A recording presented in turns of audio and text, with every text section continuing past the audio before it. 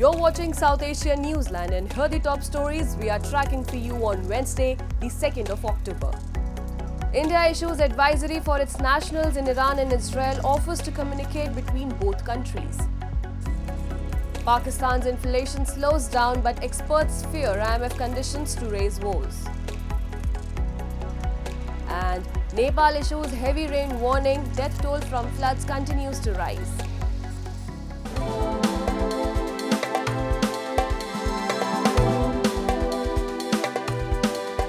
And now for all the details. Amid the heightened tensions between Israel and Iran, India on Tuesday issued advisory for its nationals residing and travelling to the West Asian countries.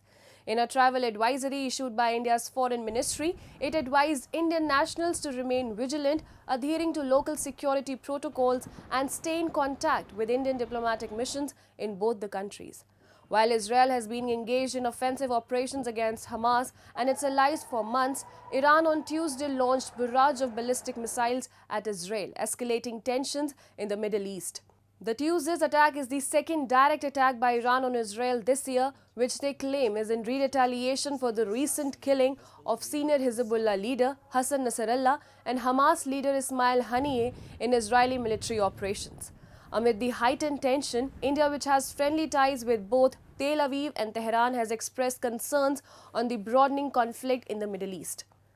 India's Foreign Minister S. Shankar has said India can contribute as a facilitator of communication between Israel and Iran for de-escalating tensions.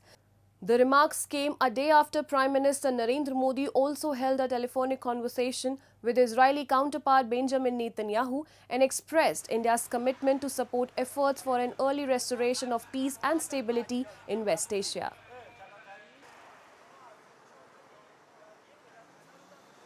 Meanwhile, India's Foreign Minister S. Shankar once again reiterated that tensions between India and China will continue until there are forward deployments of militaries on the border. The latest remarks came on Tuesday, in which Shankar said India's relationship with China was based on agreements to maintain border peaceful and tranquil. He added, when the agreements were violated by Beijing in 2020, forward deployments of militaries took place, resulting in border tensions. Until those forward deployments are addressed, the tensions would continue, and if the tensions continue, it casts a natural shadow over the rest of the relationship, he said, adding that the relationship has not been built for the last 4 years since the Galwan Valley clash. Earlier, Indian Army Chief General Upendra Dwivedi made a similar comment and said, while the situation at the LAC is stable, talks between Indian and Chinese diplomats have been opening options for both countries to resolve the conflict. The condition at border, however, is not normal. As China is concerned, it has been intriguing our mind for quite some time. We had agreements on how to keep the border peaceful and tranquil, and those agreements were violated by China in 2020. And because we have forward deployments of our militaries,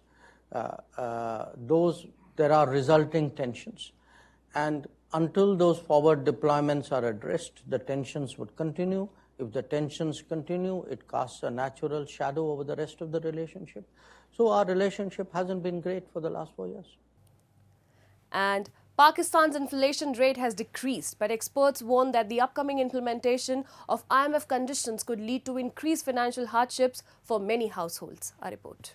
Pakistan's annual consumer price inflation slowed to 6.9% in September, data showed on Tuesday, the lowest in more than 3 years. But experts believe the economic woes won't subside as the government seeks to implement IMF conditions that many households feared will hit them hard financially. The International Monetary Fund approved a $7 billion loan program for Pakistan last month that includes tough measures such as higher taxes on farm incomes and electricity prices.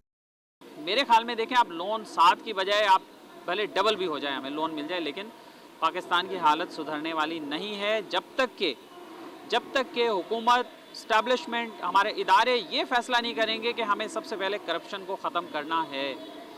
अगर हम corruption ख़त्म कर लेंगे तो पाकिस्तान की अपने जो resources हैं उससे भी हम बहुत कुछ कर सकते हैं।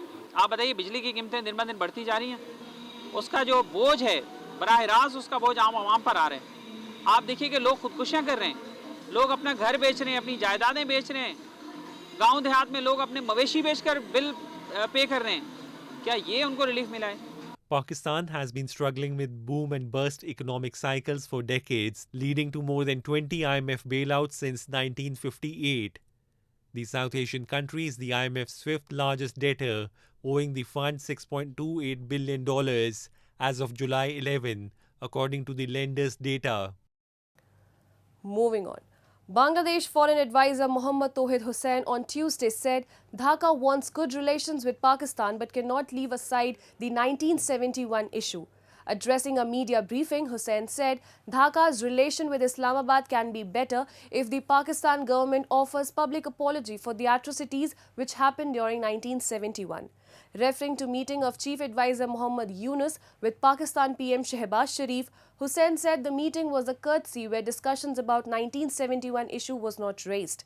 We don't raise difficult issues in such courtesy meetings. When we will sit down for discussions, we will raise such difficult issues, he was quoted as saying by news agency UNB. Once part of East Pakistan, Dhaka has lukewarm relations with Islamabad largely due to unresolved historical grievances dating back to 1971 Liberation War. Bangladesh has long demanded an apology for Pakistan for war crimes, atrocities and the treatment of Bengalis during Liberation War. However, Islamabad has been reluctant over the demand. And ahead of Sri Lanka's general election, a member of former President Ranil Wickremesinghe's UNP on Tuesday said that the UNP and other opposition parties are willing to accept SJB leader Sajith Premadasa as prime ministerial candidate if he agrees to a common opposition alliance. Former MP Saman Ratnapriya, who is a close associate of Wickremesinghe, said the issue that the SJB wants the symbol of a common alliance to be telephone and no alliance is formed under a symbol of a partner of that alliance. Meanwhile, SJB General Secretary Ranjit Madhuma Bandara said his party had officially informed Wickremesinghe to resign from the UNP leadership so that Premadasa could take over and go ahead with the forming of a common alliance. However, the former president has not agreed to step down. Sri Lanka's new leftist leader Anurakumara Dissanayake was sworn in as president in late September, promising change as the island nation emerges from its worst economic crisis in more than 7 decades.